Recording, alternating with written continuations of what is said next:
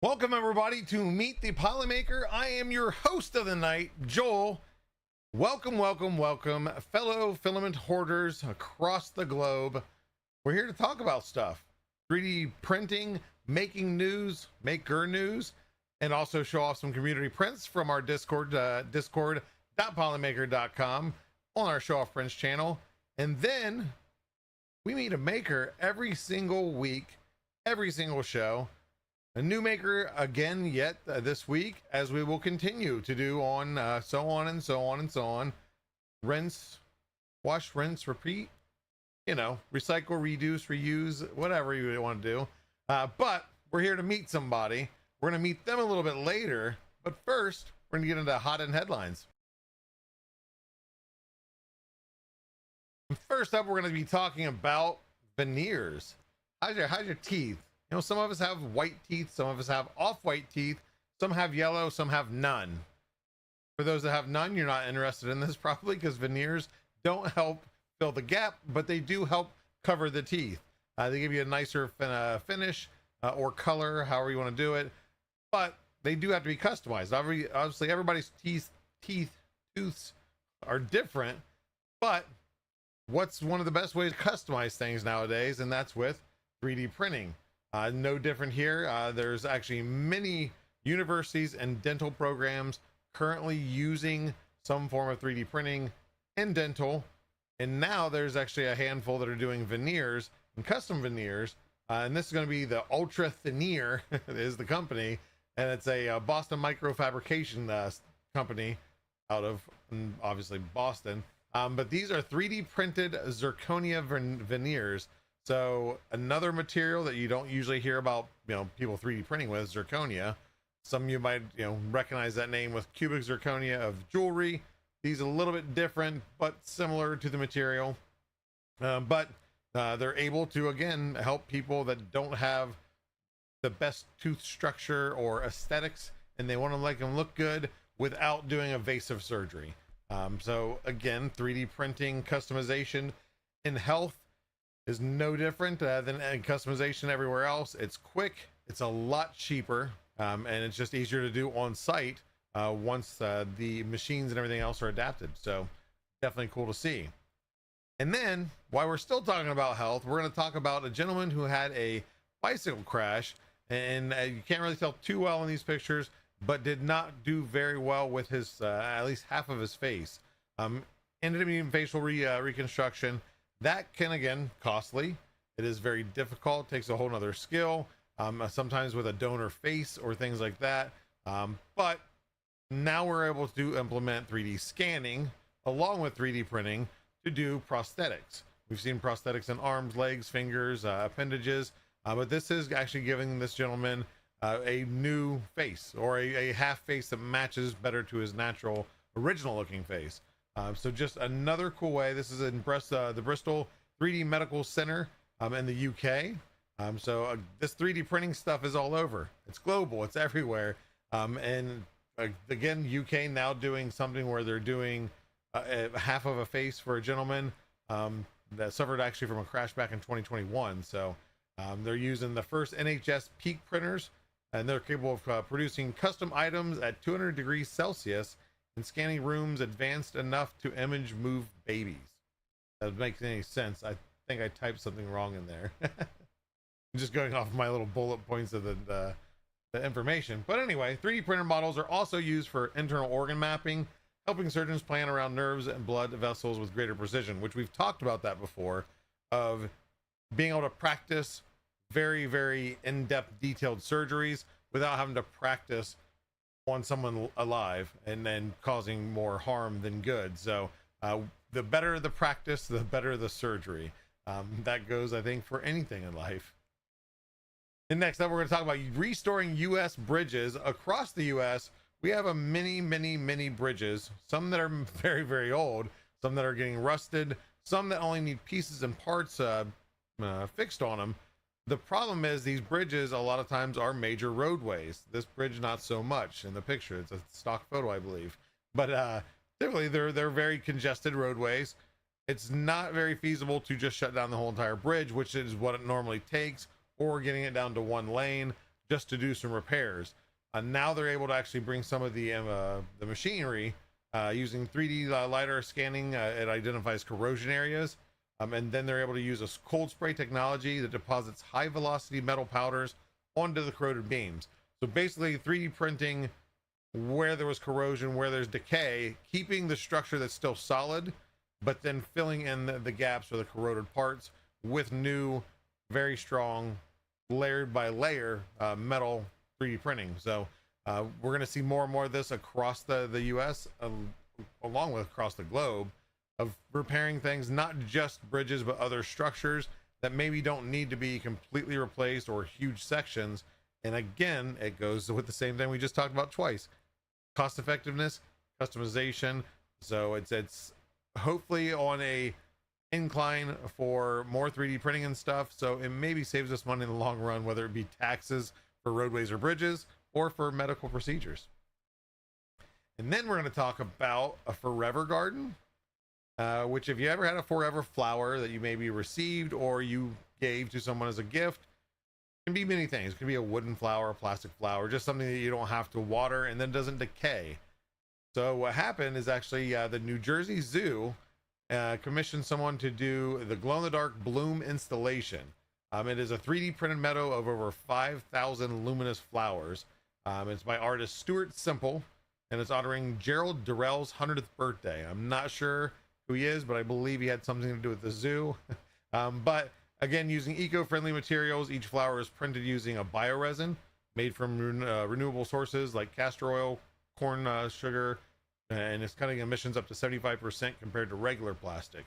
So still, again, sustainable and colorful and glows in the dark. So that's where you get that luminous, just like our luminous line, is you got a beautiful color in the daytime and then a beautiful glow at nighttime. So again, if you're in the New Jersey area, the New Jersey Zoo has this on display. So go check it out. Maybe take some pictures and share with us in our Discord. And last but not least, we have something we've talked about in the past when it was announced a while back. I believe it was last year. The X1C expansion board. This is one of many mods or custom parts that many people actually are making now. But this is going to be kind of a plug and play to an extent, to allow you to add USB ports to the printer, to add an Ethernet port. So for those that don't want Wi-Fi, do want the direct connection, especially if you're a saturated wireless or you're away from your router. I know some of my printers are iffy on wireless if they're on the floor, but there's just a lot of interference. This could help with that. This could also lead to a lot of other things. Built-in support for sensors, LED lighting, shutter control for your time lapses, for more quality time lapse from a camera, since X1C's okay camera, P1P not so much, but this will help solve that if you have the other devices. But it does tap into the printer's 24-volt supply, includes voltage regulators, a USB again hub, Ethernet controller, and an RP2040 chip to manage GPIO and IC functions for the nerds that know what that means. It is fully open source and compatible with many different modules. So very cool things. Modifications are coming. For those that didn't want to update, maybe this is what you want to kind of add to it. I didn't see any information about if updates will block this, but time will tell. You can actually pre-order right now, and it's supposed to ship by the end of this month. So get yours now and see, and let us know feedback in Discord. And that is it for the news. We're going to head over to Spool to Spotlight. And first up, we have a print by Tech Cheaper, a design by Daddy Wazzy, the creator, on Maker World. It is free to download, and it has been the season of Maker Chips, starting with Rocky Mountain Rep Rap. The Japan Rep Rap Festival has recently ended. They had huge success with the Maker Chips. So how are you going to hold them, or how are you going to not display them, you can display them also, but distribute them. It's, you know, when you have your boxes, you can just lay them out across your table, or you can print this carousel and present them that way. Make a bigger coin of your maker chip. I said coin, I'm gonna get, you know, in trouble for that one. Use a larger maker chip as your display piece for the center, but just a very cool one. I know this doesn't show it, but Tech Jeeper also did add some LED lights into his because it's translucent, and it does have a nice little glow. It'll catch your attention on the table. Next up is a print by CCM1092, and this is the rear view mirror placard hanger. I missed that part. It's available on Maker World, designed by Vorko Sagan 78. Just look at the screen, it's there. But this is for like handicap placards. It actually originally printed one, I believe, for his mother out of PLA. Lasted a little over a year, but it was dry cracking, had some issues. This he printed in the new HT PLA, I believe, GF. So we'll see how it holds up. A good little use case to see how long it can withstand the sun. Next up, we have a print by Jay, and this is a design by Sarwilton. These names are hard. This is the Lich King's helmet, available on Maker World, and just one of those awesome big prints. There's another picture in our Discord if you want to go look at it, of him actually wearing it. So it is a full-size wearable Lich King helmet. You want to go around and scare the children of your neighborhood. And then we got a print by CGS Creations, or a print fail. As I always say, share everything, just like this. It is actually kind of cool, a little bit disturbing, but it's supposed to be a cat book display, a design by Crafty Kid 3D, available on Things. Had a power outage, the fail happened, couldn't resume, and this is what happened. You got an amputee cat that also had a lobotomy, I think. But again, I mean, the gyroid infill makes it look pretty cool.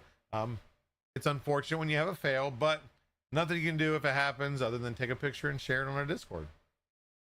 And last but not least, we have Soul Food, who has printed the spiral fish statue by somebody.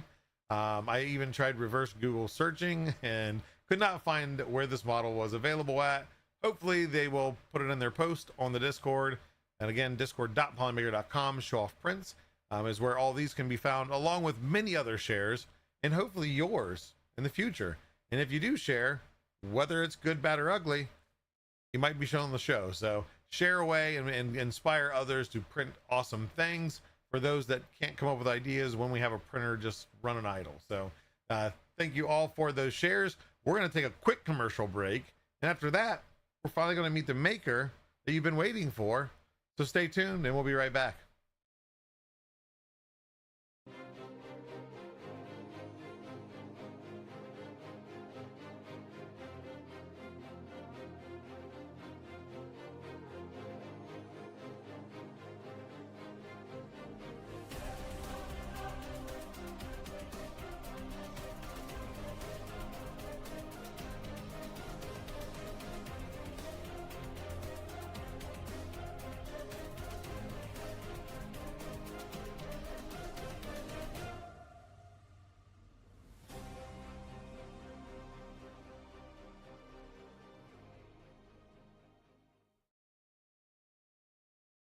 Whoa, I'd love to get into 3D printing, but I live here on the sun where the UV rays are nuts. Wait just one moment there, strapping young chap. Have you ever heard of Polymaker ASA? Polymaker ASA is UV resistant, so it is the perfect application for printing near or around the sun. No way, bro. Yes way, brosif. Here, try it out. Radical, man. If you need a weather-resistant material, make sure you check out Polymaker's ASA. Printing on the sun is no problem at all with Polymaker ASA. Imagine owning some of the best songs about 3D printing this Discord has to offer. Polymaker presents 3D Printing Hits by Silverback and Little D, the best renditions of some of the greatest hits of all time. Hits like Hallelujah,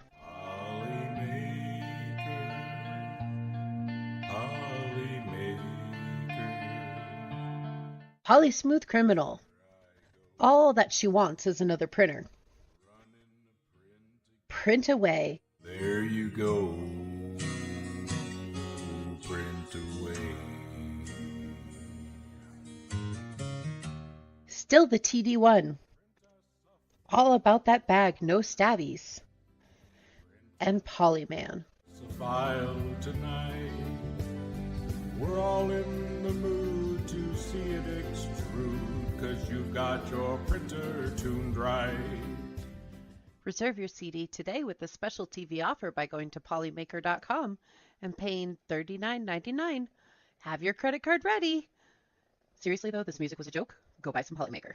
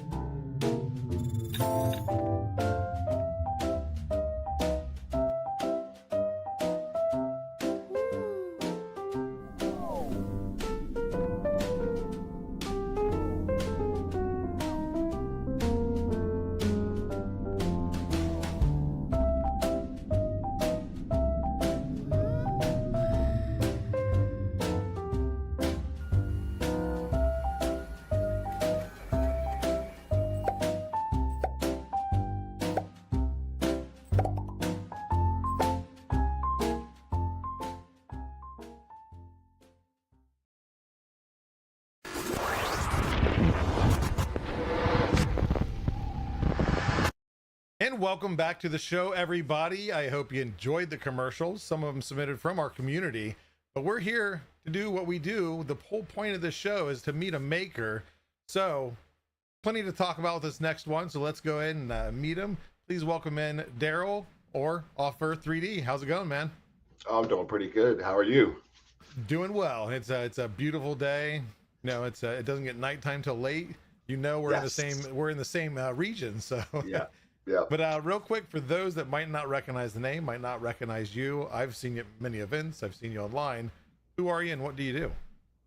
My name is Darryl. I go by offearth3D mainly because I started in the 3D printing space, and that slowly or more rapidly migrated into props and costuming by ways of 3D printing. So I use 3D printing every day for my business, and that kind of snowballed into film production. So, it's kind of like this Connect ever evolving the dots, thing. Yeah, it's like this ever evolving thing, So I kind of coexist between the 3D printing space, prop making space, film space, and just try to make it all blend together.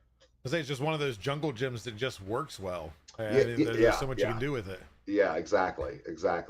So I've just been having fun and rocking with 3D printing for I don't even know how long now. Whenever the ANET A8 came out. I said long enough to lose track. yeah, that's where we are. So you got a lot of projects you work on. We'll talk about that here in a little bit, but let's go back to the beginning. Is what actually originally got you involved with, like, hey, I'm gonna get a printer. Let's do this. What pushed you to do it? So if we go all the way back, I used to be a layer one technician. So I would go into new construction and existing businesses and install basically your network from the ground up. So your fiber, your Cat6, security systems, cameras, etc. And I was working at a medical facility where they made prototype surgical equipment. Okay. And they had this, I don't even know, it was a giant box. I don't even know what kind of printer it was at the time, but I saw it and it was moving around and they had this cardboard box next to it. with all these different colored parts in it. And I grabbed one of the guys that worked there. I was like, "Hey, what is this?" And he goes, "Oh, it's a 3D printer." And he gives me the whole breakdown of this thing. And I'm just Down like, the rabbit hole. I'm like, I need one of these. And he goes, "Well, they're like $100,000 or something insane." And I was like, "Oh, okay, well, we'll just shelf that dream for Yeah. later." It sounded And cool at first. yeah. So, but ever since that moment of being introduced to them, I've kind of been obsessed with the technology and the idea of being able to rapid prototype things, even though I feel like today's world, 2025, we're really in the rapid prototype because of the speed of the printers Oh, and the absolutely. fidelity. But then the ANET A8 came out or was teased online somewhere. And then that led me to finding out about like the rep movement and everything like that. And yeah, so I got an ANET, assembled it. It didn't print well at all.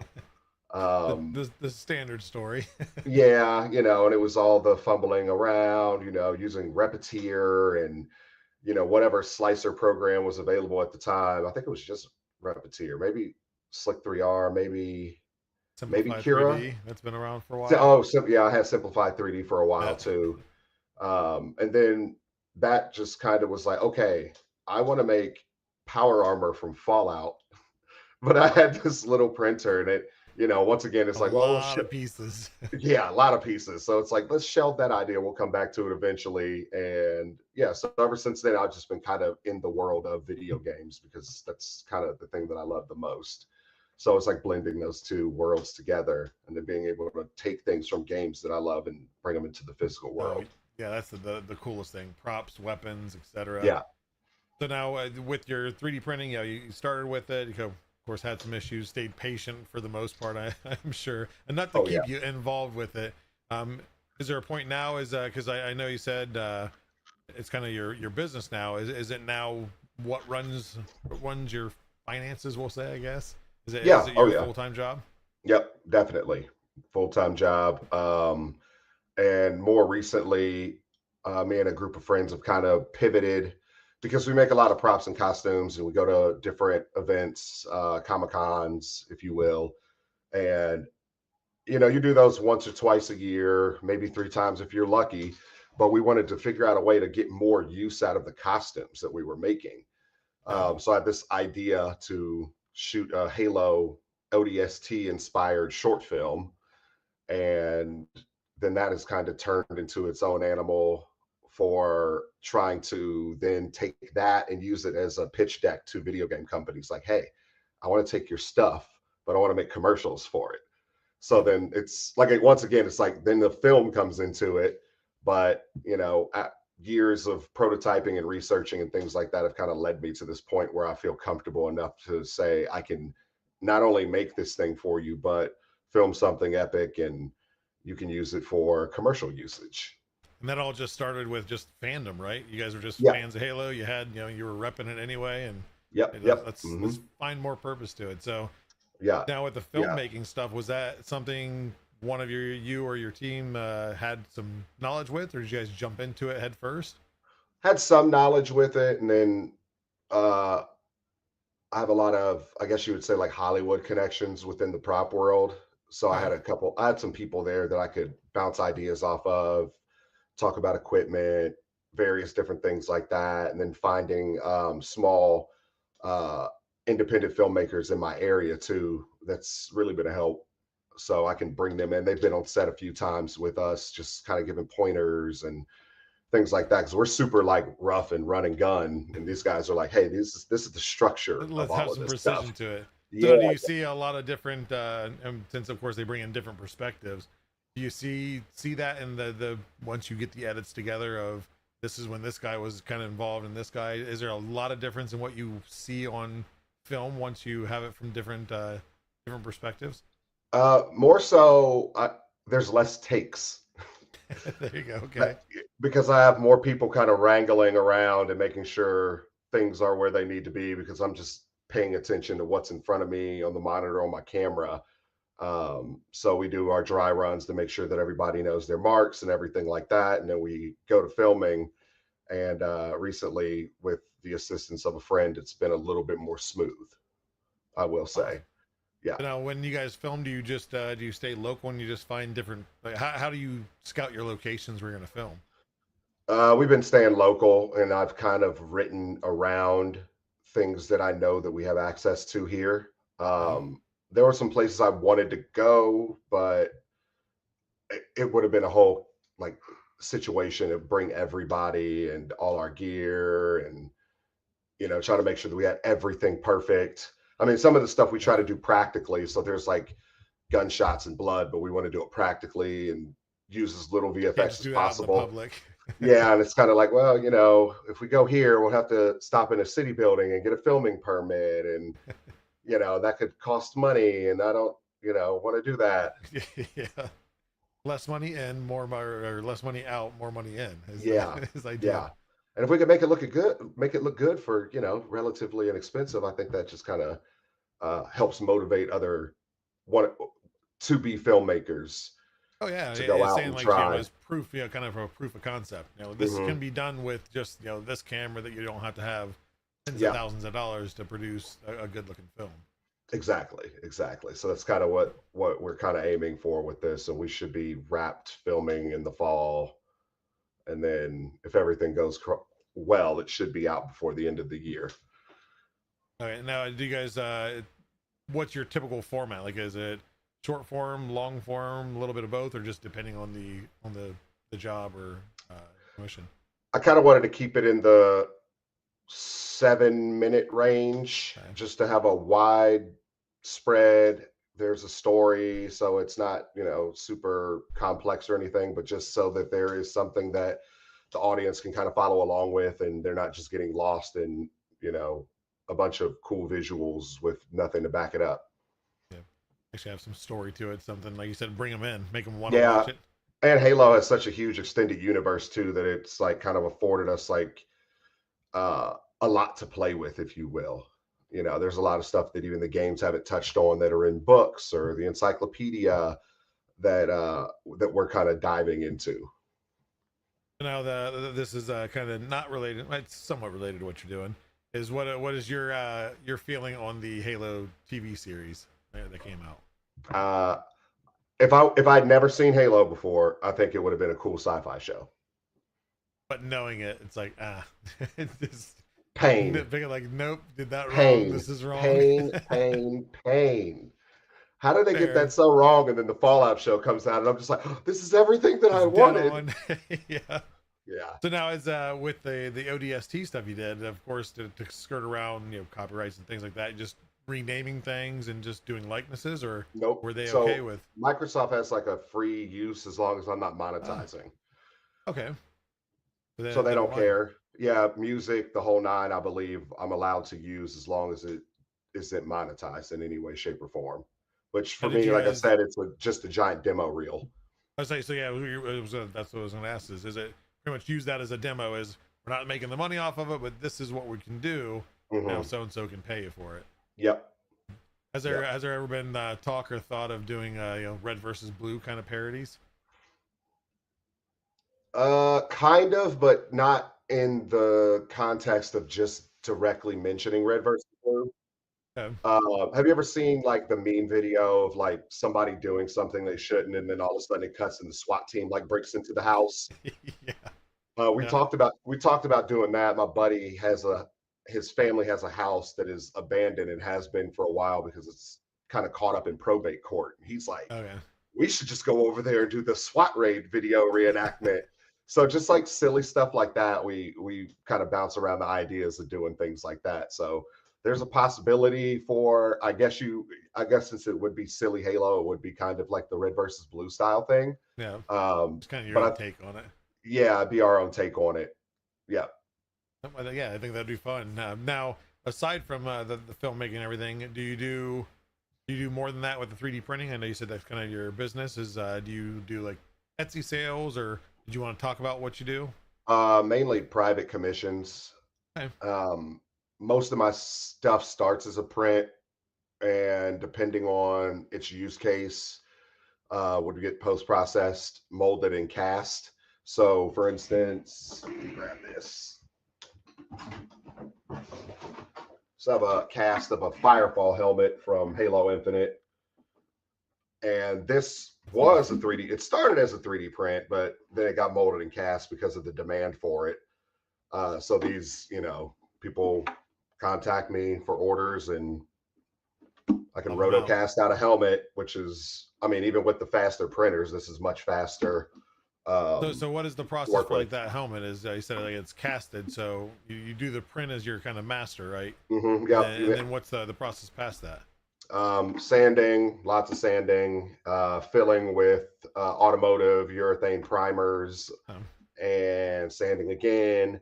And once it's at a smooth state that I'm happy with, I mock up kind of a base for the helmet to sit on a little bit higher so I can make sure to get the details underneath with silicone.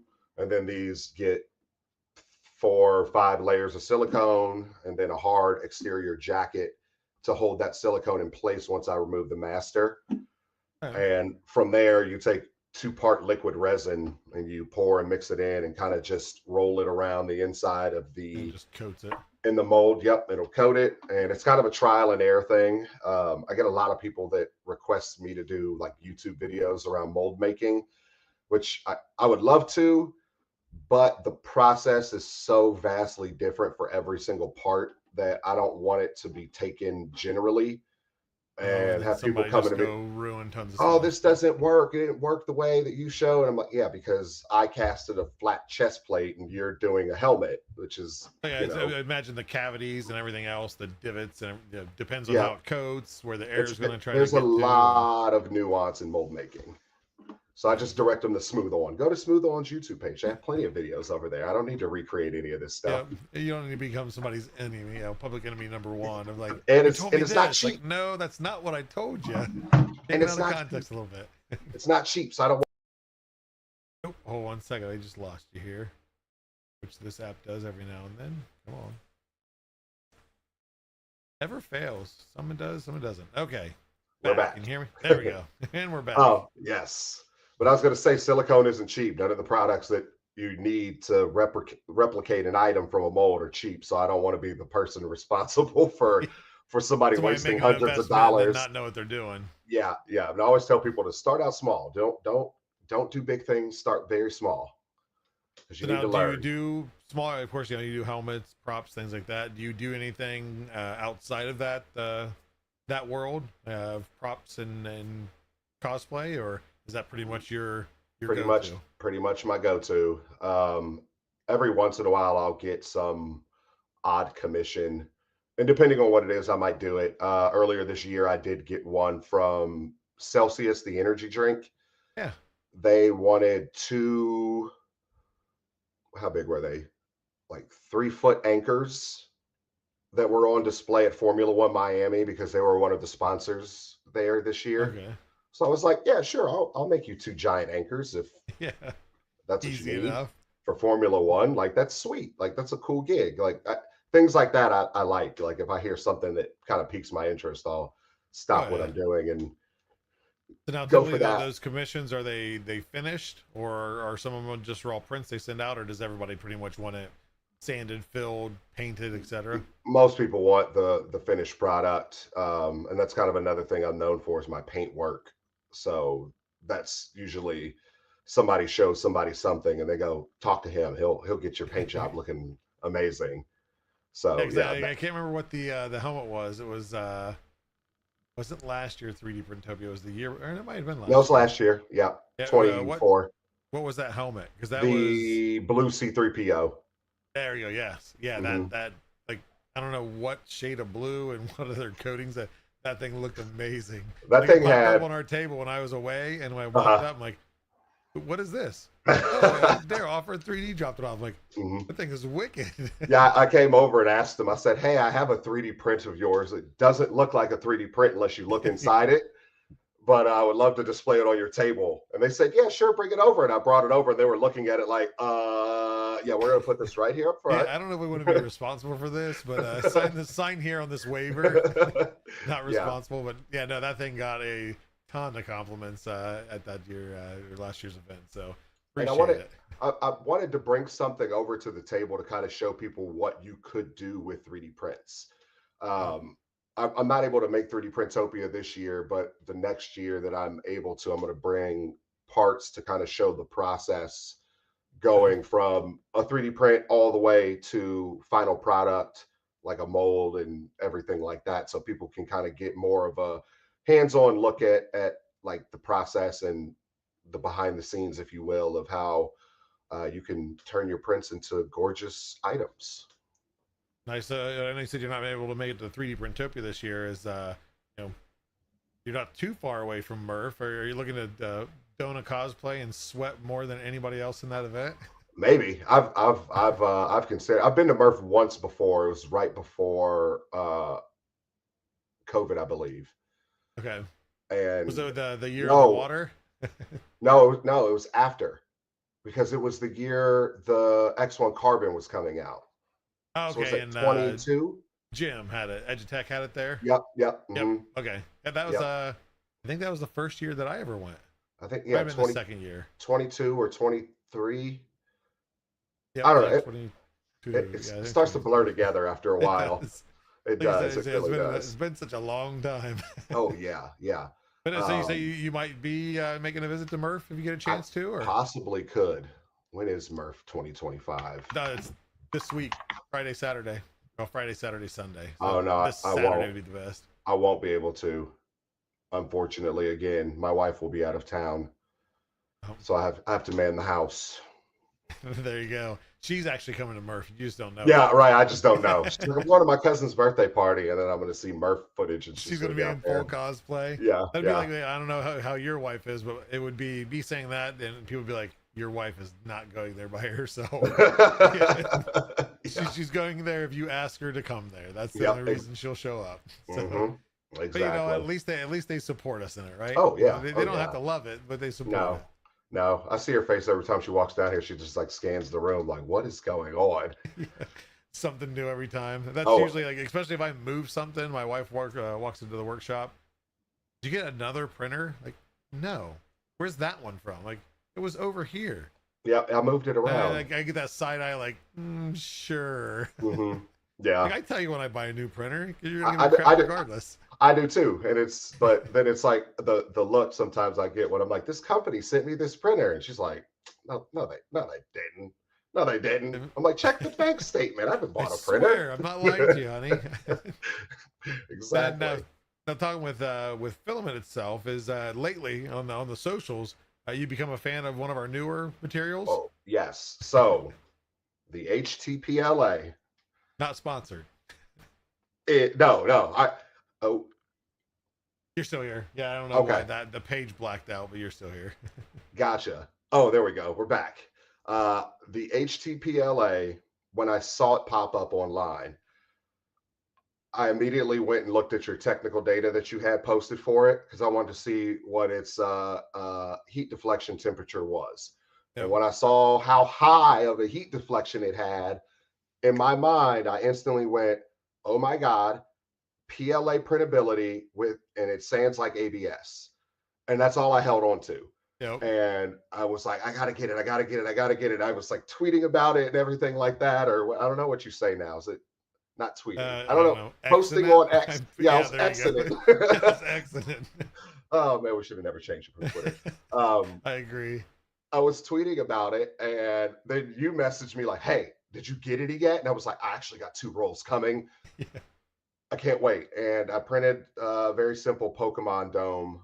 I did 2. I Yeah, I printed seen one the in, blue one. Yep. yep, I printed one in ABS or ASA and Polymaker ASA, and another in HTPLA, and sanded them both. Gave them the same exact treatment, same amount of time under the power sander and everything. And I was just like, oh my gosh, this is crazy.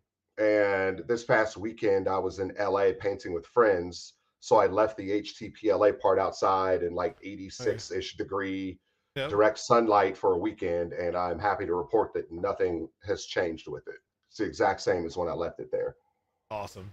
Yeah, that's like I said, seeing that coming through, and of course, when your first post was like, okay, we need to make sure he gets some of this, and it's one of those things that it was something we knew it was pretty decent at. We didn't do a ton of internal testing, but it wasn't like we don't want that to be that was the selling point. You know, the selling point is that it's high temp PLA. But Yeah, but and yeah, so I think you figured it out on your own. We don't yeah, have to yeah, tell yeah, anybody. yeah. That's how I look at it. Because prop mind, I'm like, what? How can this Did this improve work for like my me? workflow? Yeah, Yep. and then I have the Prusa XL back there, and I Yep. don't have an enclosure for it yet.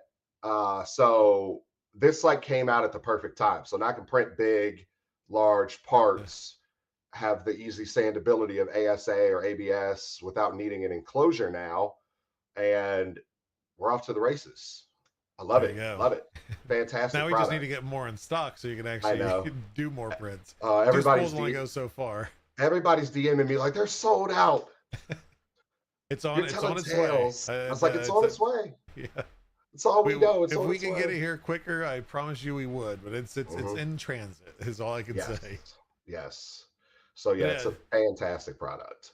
Oh yeah. I appreciate all the shout outs. Like I said, it's you know he bought the filament he's shouting out. He 100% purchased it with his own money. I did not send him any. I tried to, but Yeah. it Yeah. was already done and said. So It he's was one of those not FOMO moments, but I was just like, I like impulse try it. bought because it was like I have to have this. I need to Especially yeah, know. especially the fact of being the cosplay stuff, being outdoors, everything else is Yeah. that was the biggest thing of I want to print my Iron Man suit PLA rather than PETG or ASA because of I don't want to say difficulty in printing, but the different setup. Like you said, Yep. a lot of people don't have enclosed printers. ABS, ASA, not ideal to print open air. No. Can you? I suppose in certain situations you can, but yeah. So I think it's definitely gonna hopefully make rounds once it's back in stock to the cosplay. I know a handful of people have messaged me that do cosplay and have got some, but they're like you. We need more. We can't build a suit. We can't build one helmet, and we're pretty much almost done. So Yeah, and I'm being cautious right now. I'm like, ooh, this looks cool to print. Let me send this up. No, no, no, no, no, not that. Let's put this on you're the counting slicer. out It's by no, no, no, no, ounces no. of just like, Yeah, okay, I got this much left. Okay, yep, I can do this I, now, and I got I to did. save the rest. I did that earlier in Proofs of Slicer. I had something pulled up, and I was using the breakaway supports with PETG. So I was looking at how I weighed the spool, and then weighed an empty to get my zero, and made sure I had enough for this part that I want to do. So that'll be going up soon, but it's going to be fun. It's going to There be you fun. go.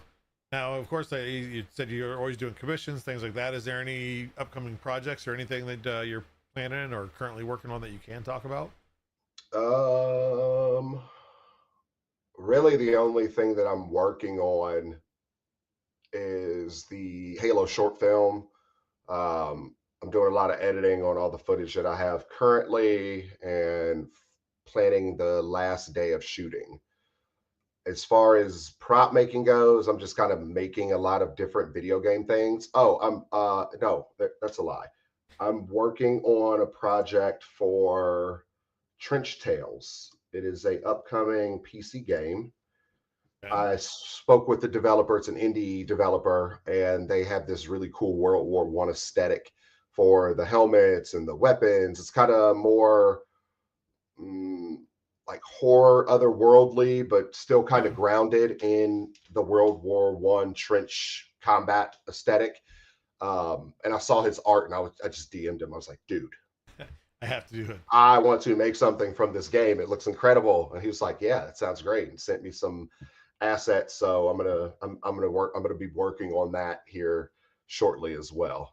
So Now, that's some of the props that you do for the video games, is it are you able to pull? I know some games you can actually pull like the assets from the game and yeah. convert them, or is that I'm option not doesn't work for everything? I'm not that savvy yet. I usually rely on Discord Okay. and other assets online. And if it's coming directly from a developer, they usually send the assets over. So I'd made a Helldivers helmet for Arrowhead Game Studios. And Okay. when I took that job from them, they actually sent like the full B01 tactical Helldiver, like the standard Helldiver that you see throughout. And it was like the full costume. And I was like, what? So now is that This just like one solid model that you had to modify, or was it actually split like it's pieces and parts? It was split like it was pieces and parts, and I think that's due to the way that they ragged all the characters in the game Okay. when they're hit by certain things. I guess I would say that it's probably preference based off of how you want your character, armor, cloth, and everything like that to move How it in the reacts and game. everything. Yeah. Yeah, so they react differently, different parts and things like that. So the helmet was fairly straightforward because of that. Only thing I separated out were the cheek vents and the back of the head where you had to take it off so you could get it on a Huh. physical person. But other than that, it was pretty straightforward. So out of all the cosplay that you've done, do you have a favorite? Not full cosplay, but like things that I've made. Things that I've made. Well, one has recently gone out to somebody. Was Melania's helmet from Elden Ring. Okay. So I don't have that one here to show. I have Link's sword from The Legend of Zelda, but it's all like rusted and beat up. Oh, nice. I wanted it to look like, the found master sword and not so much like a brand new one. New one. Yep. Yeah. So this guy is pretty nice. I like this a lot. He's aged well. Yep. Yeah, it's got like Bondo stippled on here to create texture. And Okay, then so that's not part of transitions. the print. So you kind of added that for the Yeah. rust and oxidation. Yeah, and everything on it. but this is a 3D print, not a cast, if you will. Oh, yep. And then some of the dents and dings on the sides I added with like a Dremel and Bondo and things like that, just to add some more definition to it. And then I guess the only other thing that I'm like in love with right now, because it's a new system of working, is I'm working on these brute busts from Halo. Okay, yeah. And these guys are made out of silicone. Oh, nice. So I've been learning hair punching and painting silicone and things like that. But the mold that this comes out of is fully 3D printed. So That looks amazing. Do you ever walk by and just smack it? Yeah. Oh yeah. I usually pick its nose, just like that. But it starts as a bust. This is the core of the mold. Okay. And this is what the silicone sits on. And there are printed jackets with all the detail, all the skin detail, wrinkles, and things like that. Black print is the void. So Yep. it has that opening. Yep. So this slips on. There's a front as well. It's out in my paint shed, actually. And then there is a pour spout in the back where you add your silicone. And it probably doesn't pick up on the camera, but there's all these tiny little bleeder holes punched through the model. So I know where the silicone is filling, and that I also know that it's pushing out of it. Yep, that I know it's pushing air out, so I'm not trapping air bubbles in a void. So Craig the Brute has been my new passion project, and we've been having fun together. So now, do you typically use the same silicone, like the same hardness and everything, or is it vary on the project? Varies on the project. So for the Brute, it's like a double lot 20, so it's very soft and squishy, like skin. And like when you grab like one of the wrinkly parts and squeeze it on him, it's very weird, because you're like, oh my gosh, this is skin, but it's not. Feels real. Yeah, it kind of tricks the brain a little bit, and especially when you get around his chin and you feel the hair, you're like, oh, this is very odd. Cool, but creepy at the same time. Yeah, it's super creepy.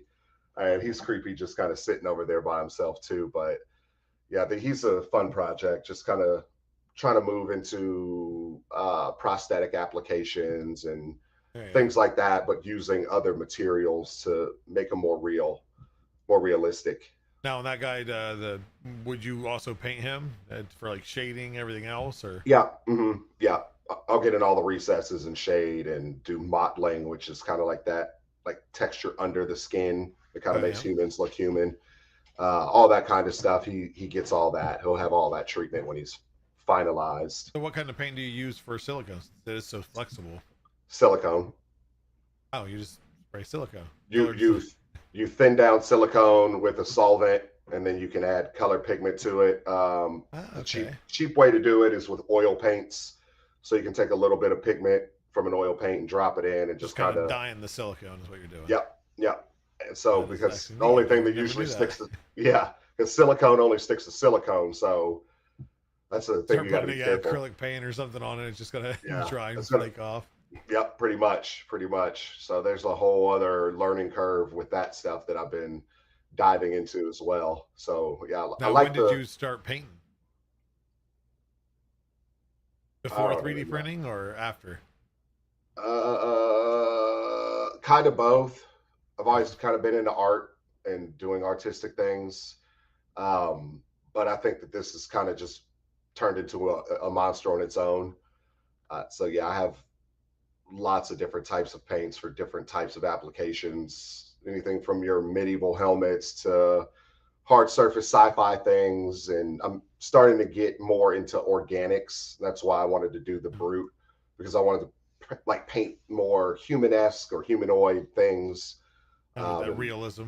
yeah, realism, exactly. Yeah, because I think I can do that pretty good on hard surfaces, but when you get into silicones and things like that, it tends to be Whole a other skill little. level. Oh yeah, yeah. Now, is Yeah, there for those that are out there thinking of painting? I know everybody has their own opinions and everything. Is what would you recommend for somebody just getting into painting normal plastic prints with an airbrush? Is there a certain brand or certain setup that you would recommend? I'm partial when it comes to paints. I'm partial to Vallejo. Yeah. I love their pigment load, especially their premier colors. They and them and Golden. Golden is another paint brand, and they make highly pigmented, amazing colors. They're easy to mix and clean, and airbrushes. I say start cheap, because you can always, improve and buy higher and new, like high end equipment, if you Yeah. will. But I don't want people to go out and spend $1,000 on airbrush, compressor, and all this stuff, and And they have not pick no it up idea at how to all. use it. Yeah, Yeah. yeah. Because I promise you, you're probably going to break your first airbrush. You're going to leave paint in it, and it's going to get gunked up. You don't really know how to clean it, and I'd rather you throw $30 out of the window than buy a $200 Iwata airbrush. Oh yeah. Especially too, like I said, is once you, even if you get into it and you do it okay, some people don't stick with it. Yeah, It's definitely, I think, and this what probably prevented me from getting into it yet, because I do have an airbrush kit, but it's patience. I don't have patience. patience. Yeah, I have. Let's see, I have a bust of a clicker that I painted a few years ago, and Off of Last of Us. yeah, from The Last of Us, and he's my first like organic realism kind of thing.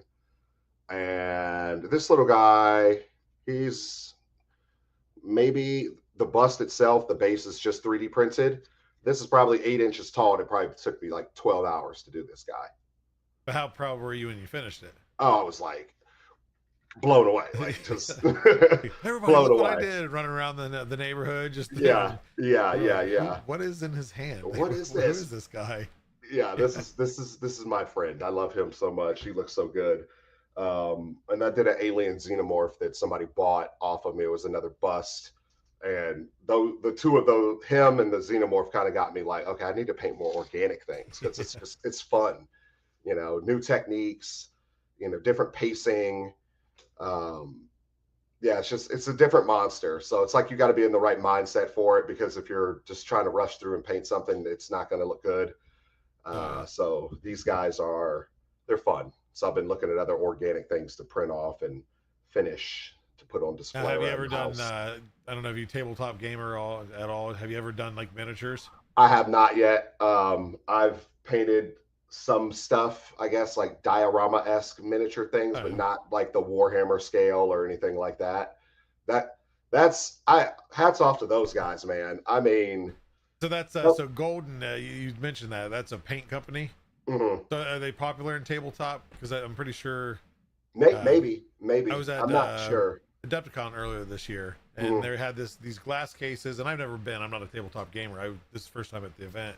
And they had Okay. glass cases of all these miniatures, but it was, I think it might have said Golden something, but it was Golden whatever. I don't even know who the company was, but it was like contests, people painting all these miniatures or Mhm. dioramas, and the detail and how they could do lighting to where it looked like moonlight was shining through this window, and there was no lighting at all, and Yep. fire that was as vibrant as could be, and like I did not know that was possible.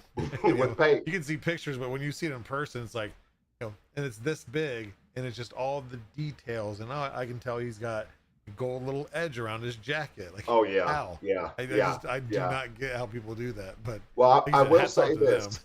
I will say this: miniature painting, Gundam, Gunpla models, like models and diorama painting, actually helped me with my process because Oh, yeah. I just had to blow it up. That was all. From going from this to a helmet that you can wear. There's so many different techniques with like getting metallic looks using actual metallic paints or like metallic non-metallic, which is just a paint technique where you're using, you know, muted colors, but to get a metallic look is, there's so many A different lot to ways to do learn. things. Yeah, a lot to learn, but the mini guys they'll humble you, one, and two, they will teach you a lot. They will teach you There a you lot. go. Definitely cool to see. Like I said, if you've never been to any of those events, it was definitely, like you said, it was eye opening and just awe inspiring. Like, I hats off, because number one, don't have the patience, and I have a decent steady hand, but I don't I Yeah, don't know how they have a steady hand to just go so precise. But get in with those 00 brushes. It's just like a one horse hair, and they're it's like, just a there hair. we Yeah. go. Yeah, Hey, yeah. if they can make it happen, yep. That's So pure I've, talent. now, of course, you do the props, you do the cosplay stuff, so you do big prints. Have you ever done any like big, statue-esque prints or anything like that, where you just for like display pieces? Mainly just the helmets and stuff. There are a couple, I guess you would say, statues that I would love to make. But then again, it's just the space. Where do I put it once I have it? Like I'd love to have like a giant Master Chief standing behind me, or I'm something the like same that. way. But Like, give me a Master Chief, an Iron Man, and a Deadpool, and I'm yeah, set. yeah. And there are a lot of people out there that use that program, Luban, to Okay, yeah, chop the up. splits them. Yeah, and I've seen some of the stuff that people make in these groups, and I show my wife, like, look at this, look at this, this is insane. We could put Like, this in the corner of the bedroom. It would look yeah, awesome. I right. promise. She's like, no. I found one not too long ago on TikTok. There's this woman that's making a life-size Space Marine from Warhammer, and she's like 5'4", and she printed all the leg. It's taller than her, just from the legs up. I'm like, where are you gonna put that thing? It's Yeah. humongous. It's Uh, humongous. That's So we have a front living room that we never use, and I always threaten my wife, like, I'm gonna print something, and that's gonna be where the collection goes. And like, yeah, no, you're not. Like, we don't use the room anyway. Like, she's like, no, you can keep your nerd stuff down in the basement, and I yeah, accept. I I do too. understand. this Yeah, I had this a down here is a lot different aesthetic than what it is upstairs. same. Actually, I do have a shelf upstairs though that has a bunch of 3D prints on. I got an Iron Man Mark 47, like the arm, just Okay, the yeah. arm, and it lights up. And there's a couple lightsabers I built that are up there. Black Panther helmet, the blue C3PO, and just a few other little trinkety things, like a couple multicolored prints that came off the Prusa that I really like, just because I was like, look what you could do with all this. This is so cool. Yeah, no, we Um, definitely have 3D prints scattered throughout the house. It was aesthetics, but they're usually like a little statue of a stone statue with a love heart and mhm. vases, whatever, and Yep. We have some yeah, vases and things like that too. Various holders of random accoutrements. Oh, and my kids' iPad stands. I love those. So when they break, it's just like, oh, I'll just go print another one. Take an hour. Go sit down. see, that's where I don't know how old your kids are, but that's especially my 4-year-old is to the point that I've printed enough stuff and I've fixed enough stuff with prints that she just assumes anything that breaks. Oh, Dad, I put this or that on the workbench in the workshop. That's what my Okay, what's son wrong with does. it? It's like, I can't print that. Like, that's Yep. not. No, it's not. Doesn't. Why not? Can you glue it? Like, no. Like, it's junk. We'll buy another one. It's like $3. Yeah. It's always Yeah. something simple. That's how it is here too. My son will break stuff and he'll be like, did you see that thing I put on your desk downstairs? And I'm like, no, my desk is a mess. What is it? And You something have to give that, me exact location. Yeah. yeah, yeah. And it's something that he wants glued back together. It's like, I'll try, but I don't know if it's going to hold for much longer. It's usually like this big of a plastic piece that snapped off another of the same size. Like, Oh, yeah. Oh, yeah. I'll, I'll goop it up with as much super glue as I can, but Oh, no yeah. promises. It's crazy. Yeah. Now with your workshop and everything, is everything all one room? Like, yeah, I said, of course, I see the printers in the background, but is This your is kind of painting like, outside probably or out in the garage? yeah, I use a lot of caustic things. I tried painting in the garage. and it stunk to high heavens. And luckily, at our home, we have like a tool shed in the backyard that I've Okay. converted to my sanding and paint area. So I no longer have to be anywhere near the house when it comes to that stuff. And I have proper ventilation and everything out there, air scrubbers, the whole nine. But yeah, so all the painting happens out there, the printing happens in here, and prints pile up in here.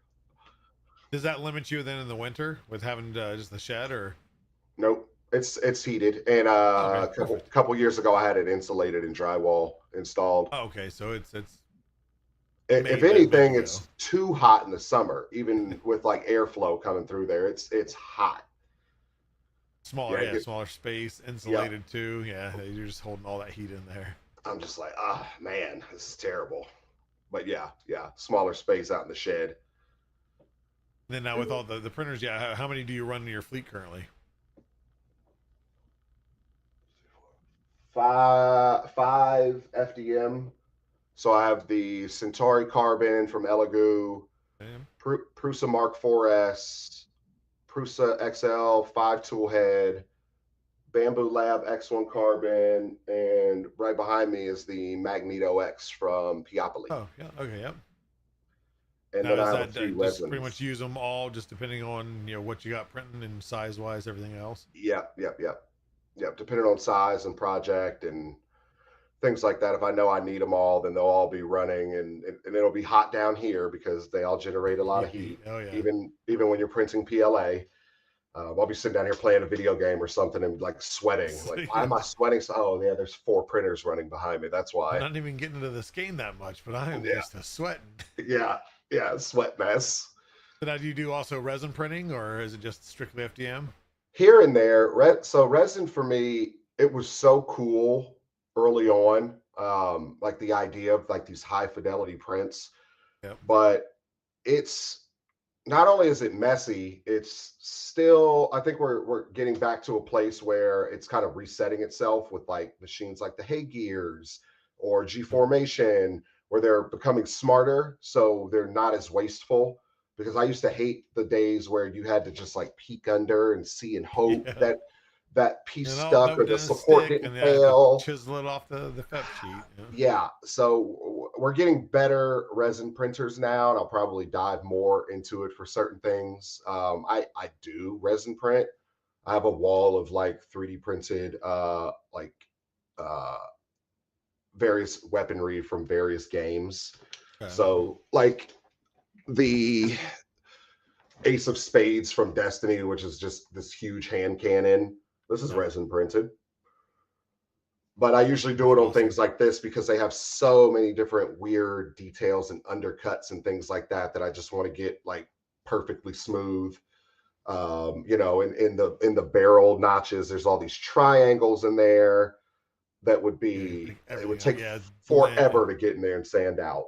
Yeah. So it does have its place for certain details in my mind, but it's not like this end all be all or trade in FDM for resin. Yeah. Um, I use it for very And specific FDM, I mean, purposes. just in the last few years of how consistent the high quality that FDM can get now, it's like, I mean, in a couple more years, it's just going to get more fine tuned, and Mhm. yeah, even just fine tuning profiles and everything else with specific materials is making strides into the quality improving Oh yeah, already on top of what it is. So yeah, yep. That's one of the things I love the most about Prusa. It's when you're not paying attention, you're like, oh, they haven't put out anything new. It's like, yeah, but they've released 12 updates to Prusa Slicer and changed all these filaments and added all these filaments, yep, and they're all that makes a huge tuned. difference. Yeah, oh yeah, tuned to these machines at various layer heights, and you really don't have to do anything. It's an easy bake oven now. Just pop your model in, make sure it's all manifold, and off to the races. You're It's all set great. to go. Yep. Yeah, yeah. Yeah, so Love to. we're coming up on the end here, so I'm gonna end off with some rapid fire questions before I give you the stage to kind of push everything. Okay. These are I hope you studied. I sent you all these study material a couple weeks ago. First couple questions, same for everybody. Is first off, and this does not have to be Polymaker as your answer. What is your favorite filament, whether it be a color, surface effect, or just characteristic too? What's your go-to filament? I'm gonna say Polymaker because it's Good answer. not only do you guys have this wide color range if I want to go into color for just random things like toys and whatever. My son's really into Minecraft, so I print a lot of Minecraft Oh stuff, and yeah. it's really nice to be able to have all these colors that I've never used before. But I think I've had like the lowest failure rate with your filament across the board, and I've tried like everybody's stuff, and Good to hear. it's affordable and it's amazing. Just flat out, period. I recommend it to everybody. There you go. Do you have a favorite color? I like. There's You like this paint, so army. that's hard for you because you Yeah, but most of the stuff doesn't matter. there's this army green you guys have in the Panchroma line. It's like the Okay. matte Panchroma. I think it's just army green. Army green, yep. Yeah, it's just a really pretty. Yeah, it's on the top of this container that I printed. It's just a little storage container, but this color, I love this color. There you go. Okay, second question is, out of all the prints you've printed over the years, what is the one print that you're most proud of? One print that I'm most proud of. I'm looking around the room like, You've been it's printing for a while, so yeah, it's kind of hard to just pull one out of my head. Like, well, I yeah, remember this, this, and this, and this, but it changes. Actually, no, one of the ones that I'm most proud of, it's not down here. I'd show it off. It's actually on my website, but the Mark 47 Iron Man arm. okay. It's just like the full arm, and I just think it's the coolest thing ever, and I'm so proud of that print. There you go. Okay, and then lastly, what we'll ask is, do you prefer painted always over raw prints, or is there room for both? I think there's room for both, especially in film production. You don't always have time to go through the full process of doing something like that, and with the fidelity that a lot of printers have in today's market, you could get away with it for sure. I think that now it just comes down to personal preference of what people want. Yep, and how precise and everything. Yeah, 'cause, of course, Yeah, not just Polymaker. We have, of course, a ton of colors, but there's so many colors out there. So yeah, if you want to, and now we have multicolor. Yeah, you can match up yeah, some, but yeah, like, it yeah. just depends, I guess, on the person receiving the print. How picky are they? Yes, yes, definitely, definitely. Yeah, but then other than that, like I said, if I'll give you the stage here, is if you got any projects, your socials. Of course, I've got your website shown on the screen here, but is there any other websites or socials people can follow you, see what you're doing, maybe see when this short film comes out? Yeah, for the short film stuff, you can just look up November Black Productions. There is a website and a YouTube channel, and on all the socials. That's kind of where we tease and drop different things that we're working on. Right now, I think the only thing that's up is our latest trailer, just kind of introducing the ODST Fire team and a little behind the scenes of what the story is to come. No. And then other than that, just off Earth 3D everywhere. There you go, easy. You got it before everybody else did. Yeah, that's But why I that, jump that on all that's the these. I jump on all the new social medias just to make an account and then just disappear. And then that's the perks of getting into 3D printing before everybody else is, any name with 3D, wasn't a thing back then unless you were No. 3D printing. So, Yeah, but no, yep. well, I greatly appreciate you coming on the show. I look forward to seeing the full production and other things that you do. And Thank you. we'll definitely have to get together sometime because I think we're like an hour and a half away. Yeah. I think so. I think that we discovered that after 3D Printopia. Yeah. So we'll Great. meet up. There's some good eating places down there, and I travel down there for Micro Center all the time. So Hey, if you go to Micro Center, let me know. I love that place. It's the home there away you from go. home. Any excuse to go, right? Yeah. Exactly. Well, again, I appreciate it. I'll let you go for the night, and you have a good night. Thank you, Joel. I appreciate you having me on. Hey, thank you, Darryl. You have a good one. See ya. All right. And there you have it. Another guest in the books. Number 70 billion and some. I don't know at this point. I'll have to check with the person that's calculating or listing all the guests on there. So you know who you are. And I need to see that list so I can see what number I'm at. But Darryl, an awesome guy. That I got a chance to meet him at some rep festivals previously.